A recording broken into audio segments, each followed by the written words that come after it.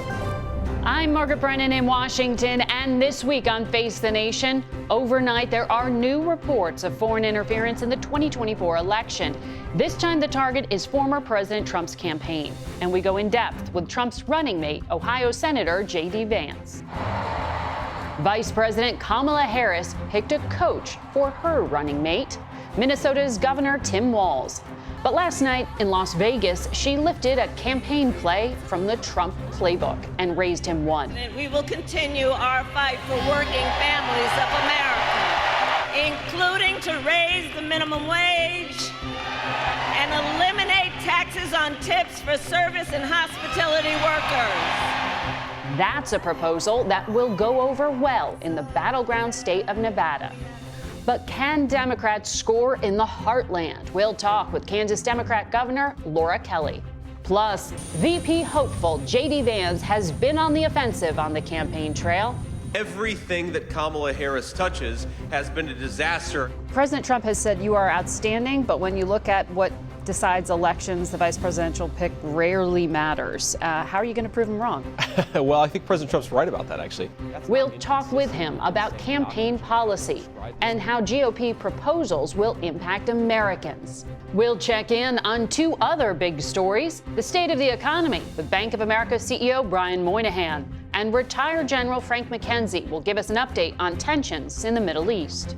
It's all just ahead on Face the Nation.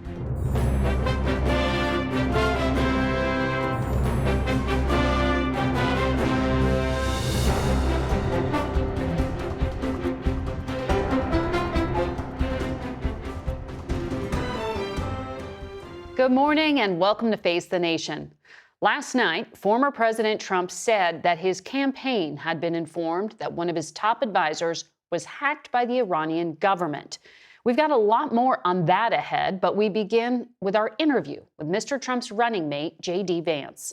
We sat down with him in Cincinnati Saturday morning before the news broke about the hack. You supported the Supreme Court ruling recently on mifepristone, the so-called abortion pill, that ruled opponents lacked the legal right to sue over the FDA approval. That's right. This drug is used in like 60% of all abortions in the United States.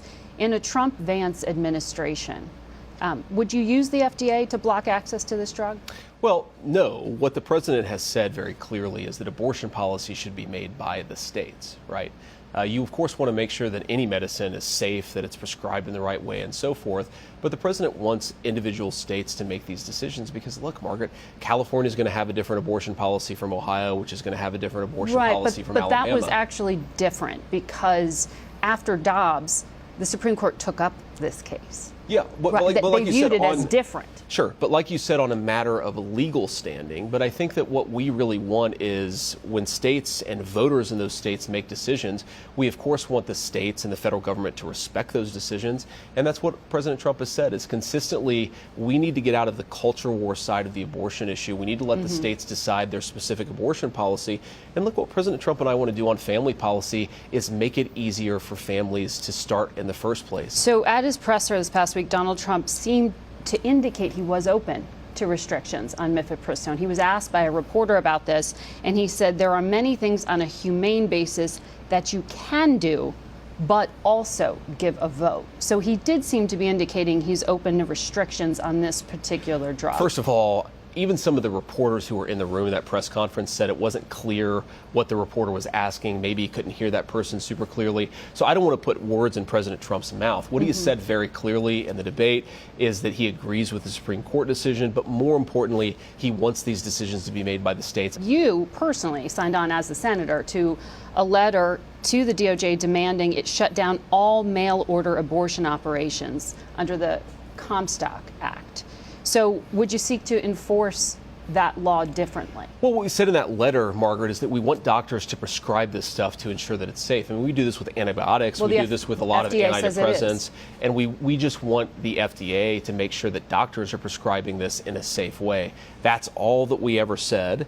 And I believe that that is how President Trump feels about this, is, again, you want the states to make these determinations. You also want to make sure the FDA is ensuring that these medications are safe for anybody who's taken them. It's been on the market for decades, and the FDA does say say it is safe, but would antibiotics are safe, but we want to make sure they're prescribed by doctors and that doctors are properly monitoring this stuff so that people don't get hurt. And of course, Margaret, we've talked now, I think, for 6 questions about abortion. I'm still trying to get a clear answer. So for an FDA commissioner that you would be part of choosing, where that commissioner stands on this drug, would that determine whether or not they are chosen to be put in this key role? I think President Trump has clearly said there are no litmus tests on this particular issue. He just wants to make sure that drugs are safe and effective before they're out there in the market. And of course, that doctors are properly controlling this stuff so that people don't get hurt. And again, Margaret, I mean, we talk about abortion. I think President Trump's views on abortion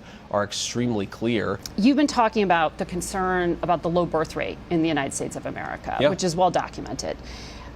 You said people without children should pay higher tax rates than those who have children, and the U.S. should look at lowering income tax rates on women who have multiple children, and you pointed to Hungary as a model for that.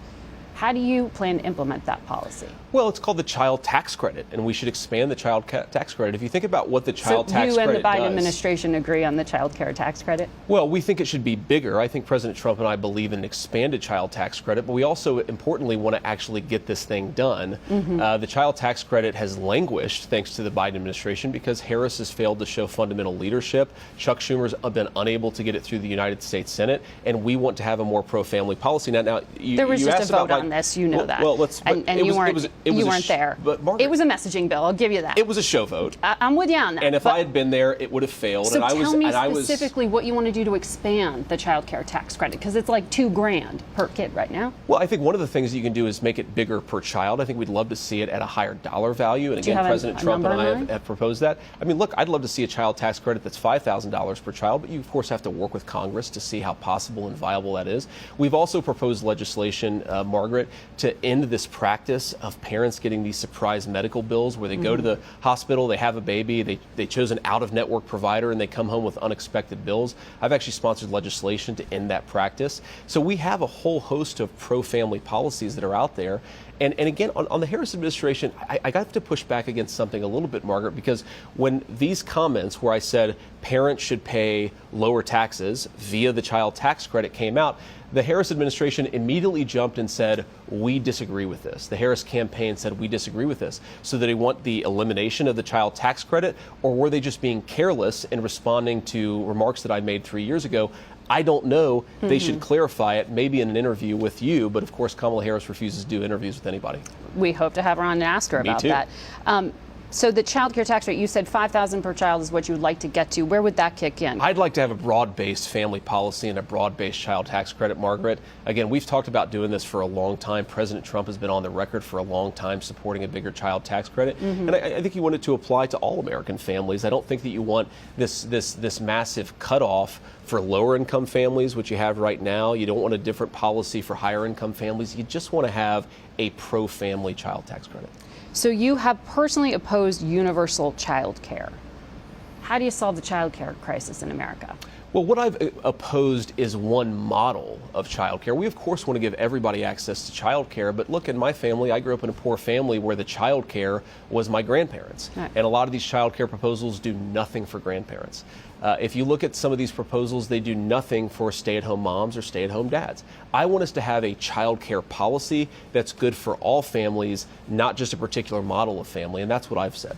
So what do you mean by that? There would be like a credit per kid if it's a stay-at-home mom, credit per kid if it's grandma. Yeah, exactly. They get a check to take care of that's exactly what I proposed. I'm just saying that I don't want us to favor one family model over another. If you've got grandparents who are at home taking care of the kids, I think they deserve to be treated the same way as other family models by their government.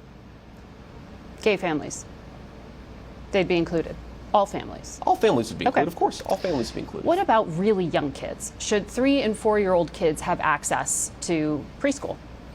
Well, look, I think that certainly some families are going to choose that, but again, some families are going to choose grandparents and so forth. I think our view... Well, that's child care. That's different than our view. Well, very often preschool is child care, is at least a form of child care. I know that when I went to preschool, my parents used... Your kids went to preschool? Yeah, and we used it as child care, right? you're hoping the kids get a good education, but you're also doing it because you want to provide childcare for your kids. I don't think there's anything incongruous or inconsistent about that. And I think, look, we believe that we want to make it easier for American families, Margaret, to make their own choices on this stuff. When we talk about school choice, of course, school choice would apply to all families. It would apply to all parents. And we would just want parents to have choices. Including for preschool, because in many public school systems, there is no preschool. That's why I'm asking. I think that we want parents to have choices, Margaret. Like I just said, we want them to be able to make the choices that make the most sense for their family. For some, it's going to be preschool. For some, it's going to be daycare. For some, it's going to be having the kids stay at home a little bit longer. We just want the government to treat everybody equally, regardless of whatever education or family model you have. So you have a very young family. I do. You have a very accomplished wife, Usha, who she went to. I'm very proud of her. Yes, Yale, Cambridge. She clerked at the Supreme Court. We heard her on stage at the RNC. You gave a recent interview to Megyn Kelly. Yeah. And you spoke about white supremacists attacking your family. Sure. Because she's not a white person. How concerned are you that this kind of hate would follow you to the White House? Well, look, it's going to follow us wherever we go because that's the nature of public life in America, and it's disgraceful. Look, I love my wife. I'm very proud of her. I'm extremely lucky to have met her and to have gotten the chance to build a life with her. And my attitude on this is if people want to attack me, attack my policy views, they're welcome to. I signed up for it. My wife didn't sign up for it. And by the way, she's way out of their league, the people who are attacking her. So I wish they would just keep their mouths shut or at least focus on me. But look, it's the nature of public life in this country. My wife's pretty tough and she knows what we signed up for. I imagine it's hard to keep your temper when you hear things like that. Yeah, I get pissed off sometimes, certainly. Yeah. When people attack your family, and certainly attack your family for something that no person can control. And I do think that there's been this thing in America where we've said that we should judge people based on their skin color, based on their immutable characteristics, based on things that they can't control. I frankly think that, unfortunately, a lot of people on the left have leaned into this by trying to categorize people by skin color and then give special benefits or special amounts of discrimination. The Harris administration, for example, handed out farm benefits to people based on skin color. I think that's disgraceful. I don't think we should say you get farm benefits if you're a black farmer, you don't get farm benefits if you're a white farmer. All farmers we want to thrive, and that's certainly the President Trump and J.D. Vance view of the situation. But I do think, unfortunately, when our leaders divide us by race, you're going to have hate on the left side of the political spectrum, you're going to have hate on the right side of the political spectrum. We should just judge people based on individual characteristics and based on merit, and that's certainly what President Trump and I want to do. But that wasn't born in the last 4 years. I mean, not at all. But I think that President Biden and Harris have certainly accelerated it. I don't think you've seen anything like what we've seen from Kamala Harris when it comes to handing out government benefits based on people's immutable characteristics. The actual legal enshrinement of discrimination in this country, we haven't seen anything like it in the last 30 or 40 years. Certainly back in the 60s and 50s, we all look at that as a period that we wanted to get away from, and in some ways the Harris administration has re-implemented it. I think it's pretty disgraceful. Well, in your own movement, that's what I want to ask about, because one of the supremacists who was saying things like this about your family, Nick Fuentes, an avowed anti-Semite, went after your wife. He had previously dined at Mar-a-Lago with Donald Trump. Does this have any room in your movement, in the MAGA movement? Of course it doesn't have any room in the MAGA movement, and of course... You disavow him and this. And of course Donald Trump has criticized this person. Look, I think the guy's a total loser. Certainly I disavow him, but if you ask me what I care more about, is it a person attacking me personally, or is it government policy that discriminates based on race? That's what I really worry about. We're going to mark this year the 3-year anniversary of the end of the U.S. war in Afghanistan. President Trump negotiated that withdrawal. The execution you've been very critical of as very chaotic under President Biden. But let's look at what you could do if you're in office. There are about 80,000 or so Afghans who were left behind, many of whom worked for the United States. Does America owe them?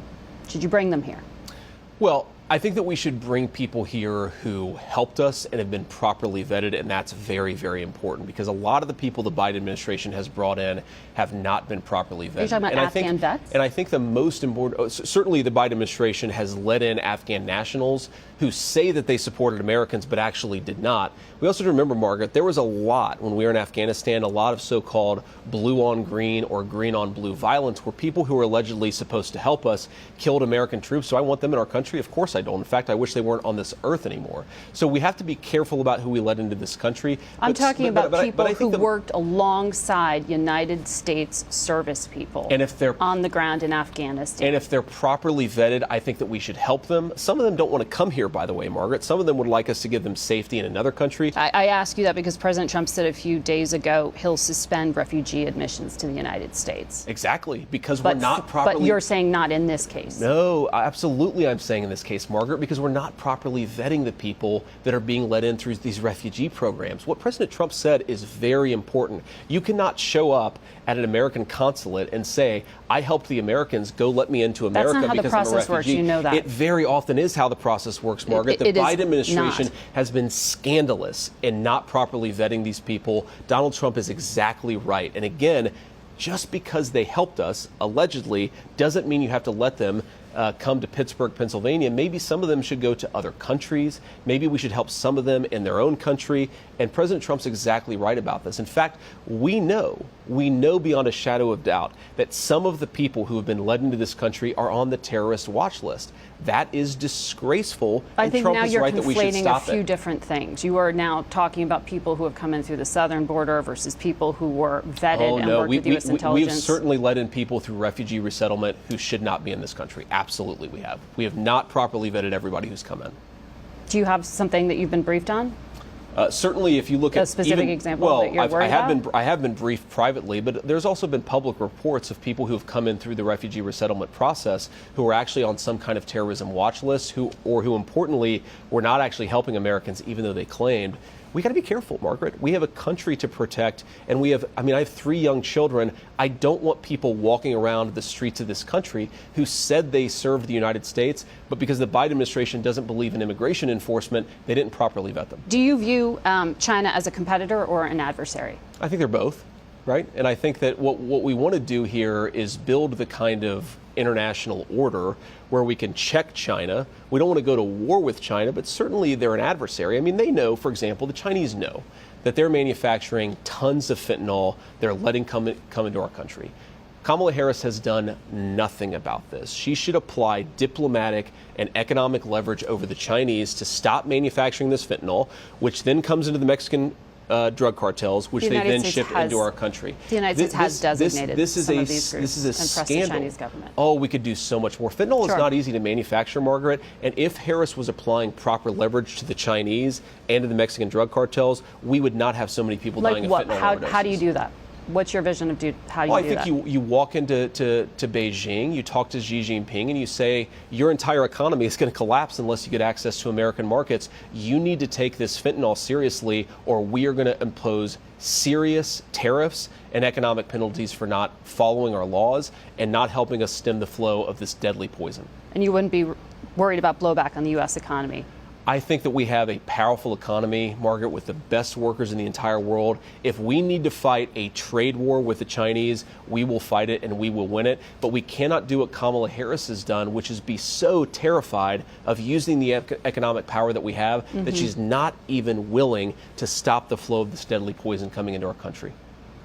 President Trump said Vladimir Putin and Chinese President Xi were lovely individuals when he was speaking in Montana last night. Do you agree with that characterization? I think that President Trump gets along with world leaders, and there's nothing wrong with him complimenting them as people if it makes him more effective diplomatically. And there's an irony here. That's different than walking in and laying down the law to Xi Jinping. Oh, no, it's not actually, because you're better able to lay down the law like President Trump did if you actually have a good relationship with people and they trust you to follow your word. We have to remember that Democrats, including Kamala Harris, attacked Donald Trump for having a good relationship with Vladimir Putin.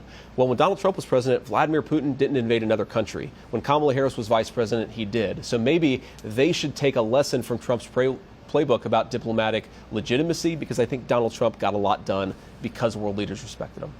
JD Vance, always good to talk to you. Thanks, Thank you for Margaret. making time for Good to see us. The full interview is available on our YouTube channel and on our website. We'll be back in 1 minute, so stay with us. Yesterday, the Trump campaign said it was hacked and suggested Iranian actors had stolen documents. Emails obtained from that hack were reportedly sent to Politico and the Washington Post, but both organizations declined to publish them. The claim came a day after Microsoft revealed that Iran and other foreign actors are interfering in the campaign. We go now to CBS News intelligence and national security reporter Olivia Gazis and CBS News cybersecurity expert and analyst Chris Krebs. He was also the head of CISA, the Cybersecurity and Infrastructure Security Agency, during the Trump administration. So, Olivia, does U.S. intelligence assess that this was indeed Iran? So far, the U.S. intelligence community hasn't said either way. They have deferred instead to the Justice Department, as has the White House. They haven't weighed in on this alleged hack. Microsoft, likewise, is declining to comment beyond the original report that it already issued this week, which didn't specify which campaign was at issue. Both of them, however, thus far have said things about Iranian activity that lends credence to some of what the campaign has said. The intelligence community, in its last update on election security in late July, indicated that Iran was moving beyond being a chaos agent to actively intervening in order to affect the outcome of the presidential race. And while intelligence officials didn't specify explicitly which campaign Iran was trying to denigrate, officials said that they were opposing the candidate that they believe would exacerbate tensions. So it looks right now like it's a reprisal of what happened in 2020 when U.S. intelligence concluded with high confidence that Iranian-linked actors had worked to undermine Mr. Trump's campaign at the direction of the supreme leader. I think it's worth noting that Microsoft's analysis did link the spear phishing attempt to the Islamic Revolutionary Guard Corps, the IRGC, which has a direct line to the supreme leader, and also notable that they weren't clear on the intentions. Iranians target senior political officials all of the time for intelligence gathering purposes. Whether that was the purpose here, to gather intelligence or to fuel an election interference campaign, or both, is still a question. And Chris, you were in office in 2020 when Iran tried to intervene then. That's right. How different is this? Well, that was a much more public effort. So if you recall, in late October, the Iranians sent a bunch of emails out to voters. They were able to collect emails through hacking into voter registration databases, and they threatened them. They posed as the Proud Boys. They said, we're going to come after you if you don't register to vote as a Republican and go and vote for President Trump. Subsequent to that, they released a video. Immediately, the intelligence community was on top of it. There was a public press conference Wednesday evening with the Director of National Intelligence, the Director of the FBI. I was there alongside the Department of Justice. And that was a stark difference from 2016, when it took about 8-9 months to make a public attribution. This was done in the order of 36 hours or something to that effect. Should we expect that now? I think based on the intelligence community's rapid declassification in advance of the Russian attack on Ukraine, it seems to be that is the pattern for rapid declassification. So I would not be surprised to see something soon. We're going to take a break and come back and complete this conversation on the other side of it, so stay with us.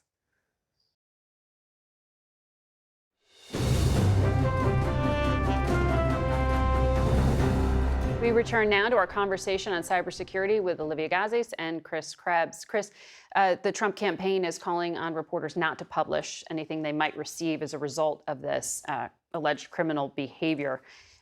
The model I think of is what happened in 2016 when the DNC was hacked and emails ended up hurting Hillary Clinton's campaign.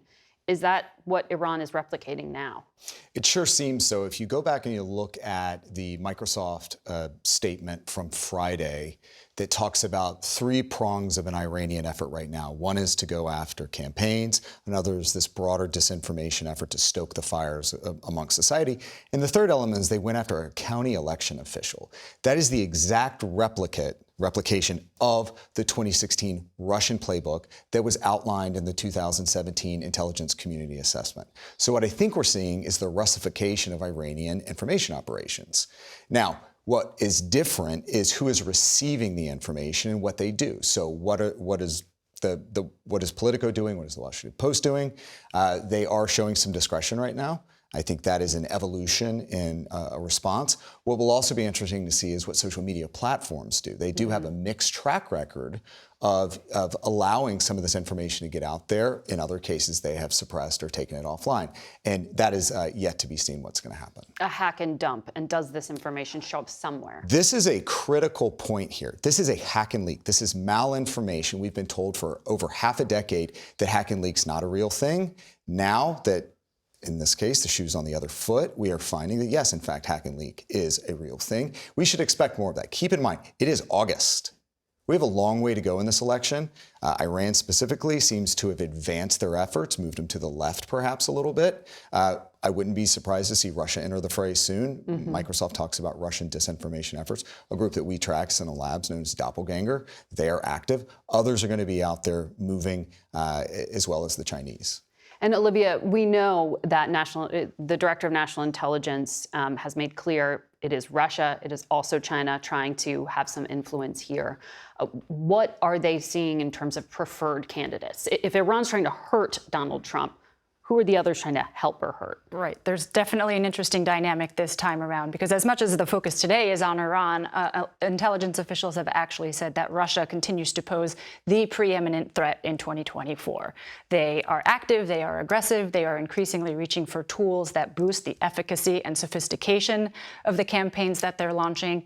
And as with the case in Iran, intelligence officials aren't explicit about whose campaign they're intervening to undermine or boost, but said that their preferences haven't changed, which in 2016 and 2020, we know that at President Putin's direction, there was a broad campaign led by Russian actors in order to denigrate the Democratic candidates and support Mr. Trump. Yeah. What makes things interesting this year is Iran and Russia being at cross purposes, all while deepening their strategic partnership in Ukraine, right? Exchanging missile and technologies there. But again, they're probably both happy for the byproduct of as much disinformation and discord, sowing as much of that as they can over the course of the election season. And I know we're going to be talking about this, unfortunately, through the election, as you just said, Chris. And that is a key point. Chaos is the point. Right. Here. Chaos is the point. And we need to sort out fact from fiction. Thank you both for helping us do that. We want to go now to Kansas Democratic Governor Laura Kelly. Good morning to you, Governor.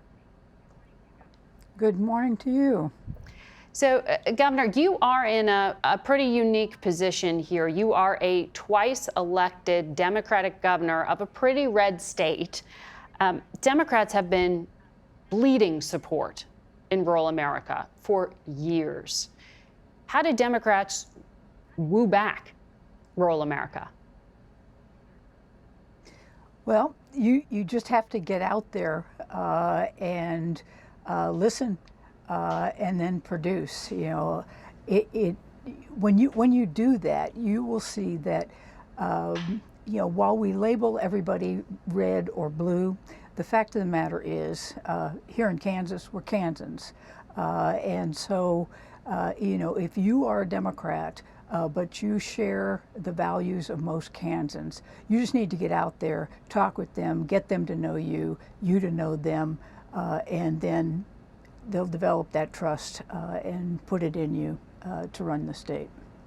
Well, Tim Walz is the first sitting governor to join a Democratic presidential ticket since Bill Clinton. He runs a pretty blue state, but there seems to be a bet that he can speak to the heartland, that he can speak to rural America. Do you think that's overstated? No, not at all. I mean, Tim Walz is the epitome of the Midwestern dad. You know, you could put him at any state fair, on any main street, and certainly in any Friday night football game in rural Kansas, and he would fit right in. I think we also need to remember that while Minnesota is a blue state, he represented in Congress for 12 years a very red section of Minnesota. So he understands rural Minnesota, he understands rural America, and I think that's one of the reasons that he is a huge asset to the Harris-Walz team. So your state was one of the first to put the issue of abortion on a state ballot to leave it to the voters to decide, and those voters overwhelmingly rejected restrictions. So Democrats often point to your state as proof of concept that this is a galvanizing issue across party lines. But I found it interesting in interviews that you've said you try not to talk about abortion. Are Democrats miscalculating by putting it front and center? No, I don't think so. I think I didn't put it front and center because it wasn't an issue that I could really deal with. It was a ballot issue. Those issues go right around me and onto the ballot and to the people. So I decided that it was better for me to let the people decide what they wanted to do with that, and for me to continue to focus on the other issues where I actually could have an impact, you know, on our infrastructure, on our economic development, on our schools. But we can see in other states where governors have come out very aggressively supporting women's reproductive rights. Michigan, for instance, comes to mind. It has worked. You know, they have moved the needle in Michigan and other states because they have focused on that issue. And whether we want it to be an issue or not, it is. And I think it will be an issue in the presidential race this year, too. But I read that you said one of the reasons you personally tried not to talk about it was not just procedural, but also because you said Democrats are getting drawn into hot-button culture war issues. And you said you don't want to get dragged into conversations that you don't want to have. What do you mean by that? Well, I don't want to get distracted by issues that take us away from the core issues that a governor is responsible for. And that is just what I said before. You've got to make sure your schools are funded. You've got to make sure your roads are built. You've got to make sure you're building your economy. You've got to make sure you're fixing your child welfare system. We've got all sorts of other things that we need to be focused on. And what I found, particularly during my campaigns, is that my opponents wanted to use cultural, socially divisive issues to distract from the real issues because they didn't have answers for that. Well, Governor, it'll be interesting to see if you can replicate your success, and we will track what is happening, not just in Kansas, but in some of these other gubernatorial races around the country. We'll be right back. We're joined now by the CEO of Bank of America, Brian Moynihan. Good to have you here. It's great to be here again, Margaret. Good to see you. Good to see you. And this is a week where we had a lot of turbulence in the financial markets and some jitters here. We know that both presidential campaigns in the coming days will outline their vision for the economy. So I'm hoping you can kind of level set for us. What is the reality of what you are seeing with American consumers right now? Well, in our consumer base of 60 million customers spending every week, what you're seeing is they're spending at a rate of growth over this year over last year for July and August so far, about 3%. That is half the rate it was last year at this time. And so the consumers slowed down. They have money in their accounts, but they're depleting a little bit. They're employed, they're earning money. But if you look at it, they've really slowed down. So the Fed is in a position they have to be careful that they don't slow down too much. Right now, where they are spending at is consistent where they spent in 17, 18, 19, a low inflation, more normal growth economy. I saw in one of your Bank of America reports that, and you just alluded to this, more price sensitivity and that savings accounts are being diminished. Yeah. That would suggest people really are not bringing in enough that they have to go into their savings. Like, is this all just inflation that's pressuring? If you look across different segments of earnings power, those answers are somewhat different. But if you look at overall, there's been a lot of money moved to instruments that pay higher interest rates out of the checking accounts. They cleaned up because it went from 0% interest to 5% interest. And so if you remove that, basically the people who had an account with us in January 2020 before the pandemic, you look at them now, they're still sitting with much more, even inflation adjusted, much more in their account. The problem is it started drifting down, which indicates that they're using that money now to maintain their lifestyle. That's not that unusual in the summer months, frankly, because of travel and vacations and everything. Right. And where the money is being spent by our consumers is on those types of experiences. But if you look within it, they're still going to restaurants, and they're taking travel, but on the other hand, they're spending a little bit less. They're going to the food store the same number of times, spending a little bit less, which means they're basically finding bargains and things like that. And you're seeing corporations cut price to respond to that. And so it's the way the economy works, and it's slowing down. And that's where we have to be careful, because we've won the war on inflation. It's come down. It's not where people want it yet, but we got to be careful that we don't try to get so perfect that we actually put us in recession.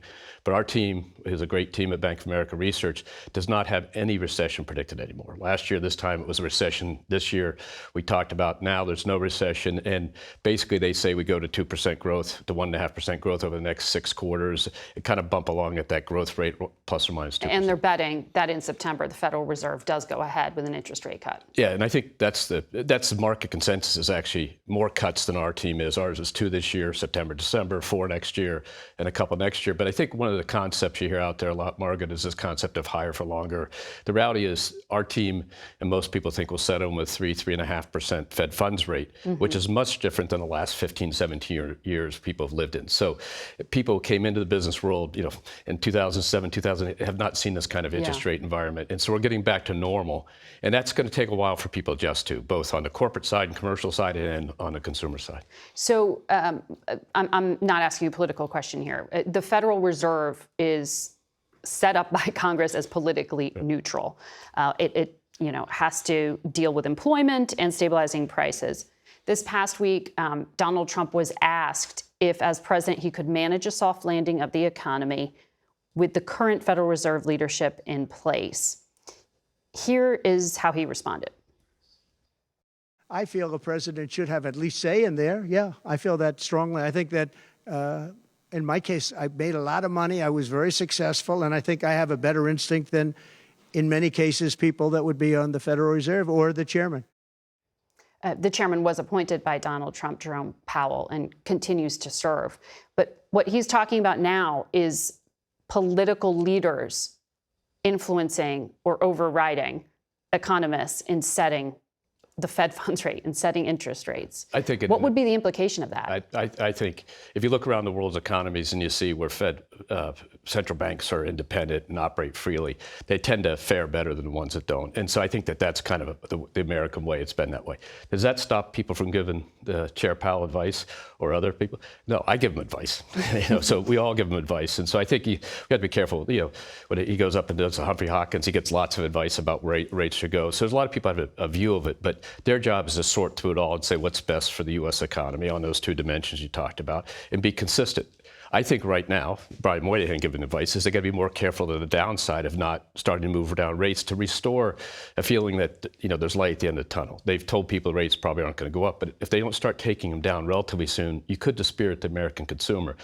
Once the American consumer really starts going very negative, then it's hard to get them back. And on the commercial side, the higher rate environment is slowing down commercial progress. So corporations aren't using their lines of credit, middle market, small businesses. They've gone backwards in the use of lines of credit. So why don't they use a line of credit? Either there is an opportunity or the cost is high or both. And right now, that's a little bit they're worried about the future. So I think right now it's time for them to start to become a little more accommodative and take off the restrictions and let the thing go. So I'm giving them advice. Everybody does. And I think a strong central bank has to take all that advice and process it. It's not unusual during a political campaign to hear some of the populist ideas. But one thing I've heard from Jamie Dimon of JP Morgan, I've heard from you at Bank of America, is this concern of when you send checks to people, as we discussed with JD Vance, when you talk about not taxing tips, as now both campaigns are doing, that there is still that hard question of how does America deal with the debts and deficit it already has. Right. Those conversations just aren't happening. What is that cost? Well, I think right now the cost is not that high. I mean, there's a mathematical cost to it. As interest rates go up, the debt carry cost goes up for the federal government, just like it goes up for the consumer or companies. And so that's a hurt to the economy because that money could have been used for something else had they not borrowed so much. The second question is, was there more stimulus applied to the COVID issues than needed? And the answer is yes, by most economists, multiples. And so that we got to let that work its way out of the system. That's what helped inflation. And it happened on both administrations' watch. But the third question really is this question of handling the debt. And at the end of the day, 15 years or so ago, the Bowles-Simpson Commission came out with ways to do it. There was the idea we'll raise taxes. The response to the business community is, if you're going to raise taxes, for what? If you're going to do it to pay down debt, individuals and companies would probably say, I got that. We've had to wage a war on COVID. We won the war. Now we've got to move it. But we can't just raise taxes and stuff that doesn't really provide for productivity or, frankly, help manage the debt. And that's a concern people have. That'll be a political food fight of high order here for the next few months. And we will definitely be talking about that as we go into 2025 and the expiration of some of those tax policies. Brian Moynihan, it's great to have you here. It's always good to be here, Margaret. Thank you. We'll be back in a moment. Tensions are high in the Middle East, where fears of an expanding regional war are growing. A week after Israel killed a top Hamas leader in Iran and 2 Hezbollah commanders. For more, we go to retired General Frank McKenzie, who was the former commander of U.S. forces in the Middle East. Good to have you back. Good to be here, Margaret. General, we've talked a number of times in recent months, and the scenario you have flagged as the most concerning is one it seems we are on the brink of, and that is Lebanese Hezbollah entering this conflict potentially in a significant way.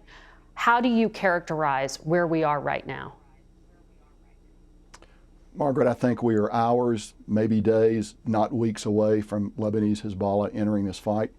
And that's always been the big variable. They are the largest non-state military entity in the world, a parasite on Lebanon, but they have tens and tens of thousands of highly accurate rockets and missiles, and they can challenge Israel in a way that Iran, and the Houthis for that matter, are unable to do so because of their geographic proximity, because of the number of weapons that they have.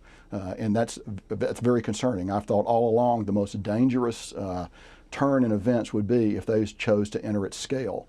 Now, Hassan Nasrallah, the leader of Lebanese Hezbollah, has got to make a very strategic decision on this, because he will be open to a withering Israeli counterattack should he choose to enter at great scale. And what would great scale be? Don't know. I would say if he chooses to attack Israeli population centers. I would say if significant casualties are caused by a Hezbollah attack, that will bring the IDF back in with great force. And he recognizes that. And the last point I just make is Hassan Nasrallah and Lebanese Hezbollah are perhaps weaker in Lebanon now than they've been in many years because of the destruction of the economy, the fact that the country's in governmental gridlock, lots of problems in Lebanon that he has to think about before he chooses to fight Israel toe-to-toe. And that certainly is something the diplomats who are trying to cool things off are very aware of. Your successor, CENTCOM Commander General Kurilla, was twice in Israel this past week. We know the United States has sent F-22 jets to the region. What do you expect the scope of U.S. involvement to be? I think we saw a taste of that last April in Iran's 13 April attack on Israel, which was not a successful attack. And it was not successful for several reasons, one of which was Israeli competence. The second was U.S. assistance and some assistance from other nations in the region. All of those things militated to blunt and really turn aside the Iranian attack. I think that General Kurilla will probably strive to reproduce those same capabilities, that same approach this time. It will be a significantly harder task, though, again, if Lebanese Hezbollah chooses to enter, because now you face a multi-axis attack. Iran from the east, Lebanese Hezbollah from the north. I'm sure Hamas will chime in to the limits of their ability, and the Houthis will come in. So it will be a significant test for Israel. We are committed to their defense. I think that Central Command has done a great job of assisting them as they prepare for this attack, which I believe is imminent. Is imminent. You would expect to see U.S. jets in the air there intercepting as they did last time? I think we would see the same model that was used last time. Now, here's the thing. The Iranians and Lebanese Hezbollah have had the opportunity to study that template.